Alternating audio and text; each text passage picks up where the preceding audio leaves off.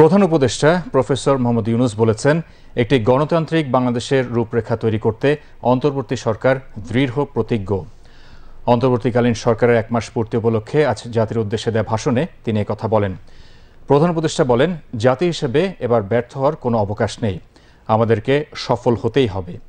Professor Yunus বলেন, একটি জাতির সংস্কার শুধুমাত্র সরকারের সংস্কার নয়, প্রত্যেকের নিজ নিজ জগতে সংস্কার আনতে হবে। বিস্তারিত খোরশেদ আলমের প্রতিবেদনে। অন্তর্বর্তীকালীন সরকারের 1 মাস পূর্তিতে জাতির উদ্দেশ্যে দেয়া ভাষণের শুরুতেই জুলাই আগস্ট মাসে ফ্যাসিবাদের বিরুদ্ধে ছাত্র জনতার অভ্যুত্থানে নিহত সকল শহীদদের প্রতি শ্রদ্ধা জানান প্রধান উপদেষ্টা প্রফেসর মোহাম্মদ ইউনূস।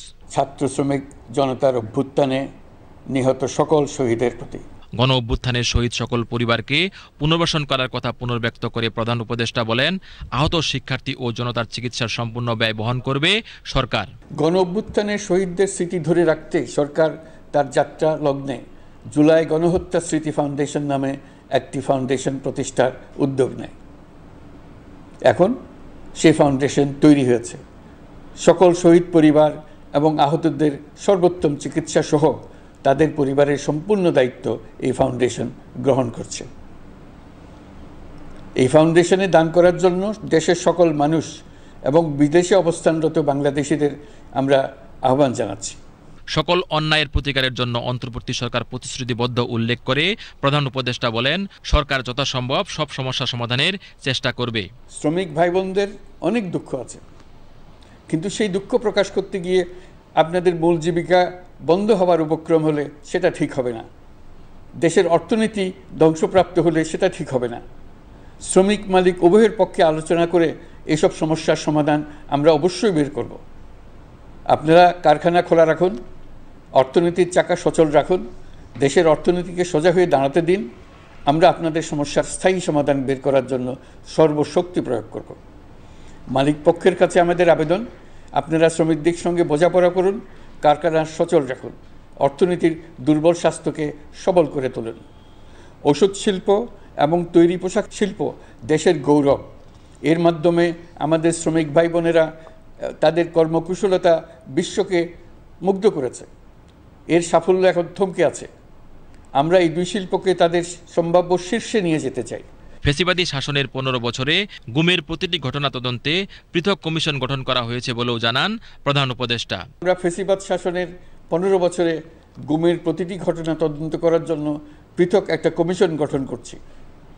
যেসব পরিবার তাদের নিখোঁজ পিতা, স্বামী, পুত্র এবং ভাইদের পাওয়ার জন্য বছরের পর বছর যন্ত্রণার সাথে অপেক্ষা করছেন, আমরা আপনাদের বেদনায় সমবেথী। আয়নাঘরগুলো বন্ধ করে দেওয়া হয়েছে এবং সেই সাথে বের হয়ে আসছে ফ্যাসিস্ট হাসিনা সরকারের গুমের শিকার ভাই বোনদের কষ্ট ও যন্ত্রণা গাথা। তিনি বলেন, নতুন প্রজন্মের ভবিষ্যৎ উজ্জ্বল করতে প্রথম থেকে দ্বাদশ শ্রেণী পর্যন্ত বর্তমানে ত্রুটিপূর্ণ শিক্ষাক্রম পরিবর্তন করা হয়েছে। আমাদের তরুণ প্রজন্মের ভবিষ্যৎ যেন উজ্জ্বল হয়, সেটা নিশ্চিত করতে শিক্ষা ব্যবস্থার দিকে আমাদের পূর্ণ নজর রয়েছে। ইতিমধ্যে প্রথম শ্রেণী থেকে দ্বাদশ শ্রেণী পর্যন্ত বর্তমানের ত্রুটিপূর্ণ শিক্ষাক্রম পরিবর্তন করা হয়েছে। বই সংশোধন ও পরিমার্জনের কাজ শেষ পর্যায়ে আছে। এই সংস্কারের কাজ অব্যাহত থাকবে। প্রফেসর ইউনূস বলেন, প্রতিবেশী দেশের সাথে সুসম্পর্ক চায় সরকার, তবে সেই সম্পর্ক হবে ন্যায্যতা এবং সমতার ভিত্তিতে। যে সমস্ত সরকার প্রধানের সঙ্গে আমার টেলিফোনে যোগাযোগ হয়েছে তাদের মধ্যে রয়েছেন ভারতের প্রধানমন্ত্রী নরেন্দ্র মোদী, পাকিস্তানের প্রধানমন্ত্রী শাহবাজ শরীফ। আমরা ভারত এবং অন্যান্য প্রতিবেশী রাষ্ট্রসমূহের সঙ্গে সুসম্পর্ক চাই, তবে সেই সম্পর্ক হতে হবে ন্যায্যতা এবং সমতার ভিত্তিতে। ভারতের সাথে আমরা ইতিমধ্যে বন্যা মোকাবেলায় উচ্চ পর্যায়ে দ্বিপাক্ষিক সহযোগিতার আলোচনা শুরু করেছি। দক্ষিণ এশিয়ায় আঞ্চলিক সহযোগিতা বৃদ্ধির লক্ষ্যে আমি সার্ক রাষ্ট্রগোষ্ঠী পুনর্জীবিত করার উদ্যোগ নিয়েছি। নিত্য প্রয়োজনীয় পণ্য সামগ্রীর মূল্য স্বাভাবিক রাখতে অন্তর্বর্তী সরকারের নানা পদক্ষেপের কথা উল্লেখ করেন প্রধান উপদেষ্টা। নিত্য প্রয়োজনীয় কিছু দ্রব্যাদি যেমন পেঁয়াজ, আলু এসবের দাম আরও কমানোর জন্য বিদ্যমান শুল্ক হার হ্রাসের বিষয়ে এনবিআরকে প্রয়োজনীয় নির্দেশনা দেওয়া হয়েছে। ইতোমধ্যে এনবিআর পেঁয়াজ, আলু ও কতিপয় কীটনাশকের ক্ষেত্রে আমদানি শুল্ক হ্রাস এবং ক্ষেত্র বিশেষে রেগুলেটরি শুল্ক প্রত্যাহার করে এসআরও জারি করেছে। নিম্ন আয়ের 1 কোটি পরিবারকে টিসিবির মাধ্যমে হ্রাসকৃত মূল্যে কিছু পণ্য যেমন পরিবার প্রতি চাল মাসে 5 কেজি, সয়াবিন তেল মাসে 2 কেজি, মসুর ডাল মাসে 2 কেজি দেওয়া হচ্ছে। এটি সামনের দিনগুলোতে অব্যাহত রাখা হবে। জাতির উদ্দেশ্যে দেয়া ভাষণে গণতান্ত্রিক বাংলাদেশের রূপরেখা তৈরিতে প্রতিজ্ঞাবদ্ধ হন ডক্টর ইউনূস। আপনাদের আমাদের সন্তানদের জন্য একটি গণতান্ত্রিক বাংলাদেশের রূপরেখা তৈরি করতে আমরা দৃঢ় প্রতিজ্ঞ। আর যেন আমাদের কোনো স্বৈরাচারের হাতে পড়তে না হয়। আমরা যাতে বলতে পারি আমরা একটি গণতান্ত্রিক দেশে বসবাস করি, আমরা যাতে সকলেই দাবি করতে পারি যে এই দেশটি আমাদের, আমরা সেই লক্ষ্যেই কাজ করছি। কেউ আইন নিজের হাতে তুলে নেবেন না। আইন নিজের হাতে তুলে নিয়ে কেউ সমাজে বিশৃঙ্খল পরিবেশ সৃষ্টি করলে আমরা তাকে অবশ্যই শাস্তির আওতায় নিয়ে আসব। আমরা একটি সাম্প্রদায়িক সম্প্রীতির দেশ। ধর্মীয় সম্প্রীতি বিনষ্ট হয় এমন কোনো কাজ কেউ কোনোভাবেই করবেন না। তিনি বলেন, সকল সমস্যার সমাধান করে একটি নতুন জনপ্রশাসন কাঠামো দাঁড় করাতে পারাটাই প্রথম মাসের বড় অর্জন।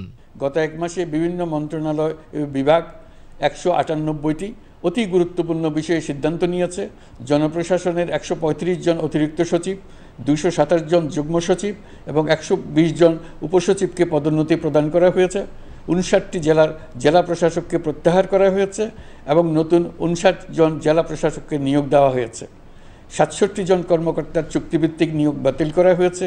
10 জন যুগ্ম সচিব, 8 জন অতিরিক্ত সচিব, 6 জন সচিবকে ওএসডি করা হয়েছে।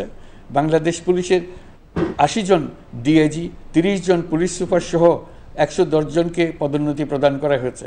1 জন ডিআইজি, 1 জন এডিশনাল ডিআইজি, 4 জন পুলিশ সুপারকে চাকরিতে পুনর্বহাল করা হয়েছে। আইজিপি সহ 10 জন অতিরিক্ত আইজি, 88 জন ডিআইজি, 21 জন এডিশনাল ডিআইজি, 177 জন পুলিশ সুপার সহ মোট 297 জন কর্মকর্তাকে বদলি করা হয়েছে। সকলকে নিজ নিজ জগতে সংস্কার আনার আহ্বান জানান প্রধান উপদেষ্টা। আমরা সংস্কার চাই। আমাদের একান্ত অনুরোধ, আমাদের উপর যে সংস্কারের গুরু দায়িত্ব দিয়েছেন সেই দায়িত্ব দিয়ে আপনারা দর্শকের গ্যালারিতে চলে যাবেন না। আপনারা আমাদের সঙ্গে থাকুন, আমরা একসঙ্গে সংস্কার করব। এটা আমাদের সবার দায়িত্ব। আপনারা নিজ নিজ জগতে সংস্কার আনুন। জাতি হিসেবে এবার ব্যর্থ হওয়ার কোনো অবকাশ নেই উল্লেখ করে প্রধান উপদেষ্টা প্রফেসর মোহাম্মদ ইউনূস এজন্য সকল মানুষের সহযোগিতা চান। দেশের আইন শৃঙ্খলা পরিস্থিতি স্বাভাবিক রাখা গেলে আশা করি আমরা আমাদের গতি অনেক বাড়াতে পারব। এই জন্য দেশের সকল মানুষের কাছে শিক্ষক, ছাত্রছাত্রী, কৃষক, শ্রমিক, পেশাজীবী, বড় ব্যবসায়ী, ক্ষুদ্র ব্যবসায়ী, দিনমজুর, গৃহিণী সকলের সহযোগিতা চাইছি। আমাদের কাজ বড় কঠিন, কিন্তু জাতি হিসেবে এবার ব্যর্থ হওয়ার কোনো অবকাশ আমাদের নেই। আমাদেরকে সফল হতেই হবে। এই সাফল্য আপনাদের কারণেই আসবে, আপনার সহযোগিতার কারণেই আসবে। আমাদের কাজ হবে আপনার আমার স্বপ্নকে বাস্তবে রূপায়িত করা।